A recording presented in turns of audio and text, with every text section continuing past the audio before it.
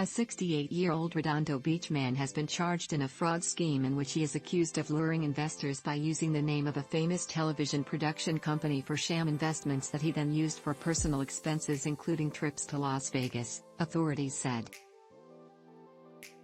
Charles Hensley, owner of Desilu Studios Inc. and Migranade Inc., was charged with 11 counts of wire fraud and 1 count of aggravated identity theft, the U.S. Attorney's Office said in a statement Wednesday, August 10. As part of the suspected scheme, Hensley began using the Desilu name in 2016, the same name used by Lucille and Desi Arnaz's company for shows such as I Love Lucy and Star Trek, claiming he was making new content for his company, Desilu Studios. From August 2017 to May 2018, Hensley pitched investments in his companies that he operated out of offices in Manhattan Beach and other locations in Southern California, alleging they were real and successful, and that he was backing the company with his personal funds. However, Hensley had few assets and repeatedly bounced checks and overdrew bank accounts, according to the U.S. Attorney's Office. Hensley also allegedly provided victim investors false and misleading valuation letters that valued Desilu Studios at more than $11 billion, and Migranade at more than $50 million. The companies had little to no assets and operated as shell corporations used as part of the investment scam, prosecutors said.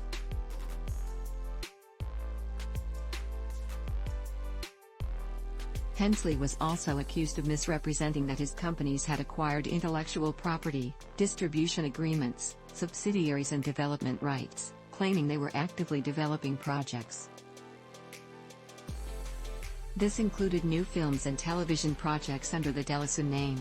He also allegedly falsely represented that Desilu Studios was about to go public and that the company's stock was worth more than its face value.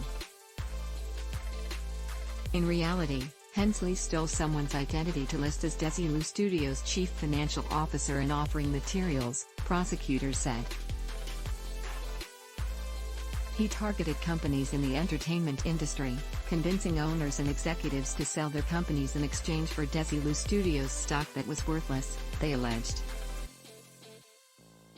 Multiple victim investors were affected by the scheme, including some who wired approximately $331,000 identified in the wire fraud counts, prosecutors said. A representative for Hensley could not be immediately reached for comment. Hensley now faces up to 20 years in federal prison for each wire fraud count, and a mandatory 2-year prison sentence for the aggravated identity theft count, officials said. This isn't the first court action Hensley has faced in relation to Desilu Studios. In 2018, CBS Studios Inc. sued Hensley and 2 of his Desilu companies in U.S.